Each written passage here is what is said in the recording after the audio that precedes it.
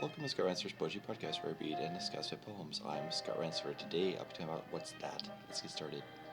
In 2002, everyone typed, What's that? You can read along in the description. What's that? They were all at a roping one day when something walked up, what they couldn't say. It had a red silver tip painted boots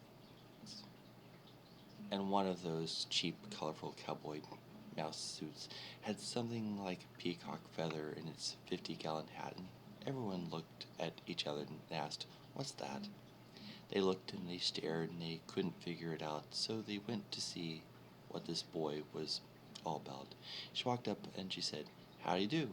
He looked at her peculiar and asked, Heidi Who. Everyone grinned and they couldn't help but laugh. The feller looked upset, but he let it pass. Then one of the boys asked him, Would you like a chew? He said with a hick accent, I sure do. So he took a tiny bite off of the plug, and he grinned and he chewed like a cow on his cud. Then he lost all his color, and he turned white as snow. He spun around, gagged, and, he jumped in a fancy car, something called a Lexus, and he drove off. They saw his plate. Sure enough, it said Texas.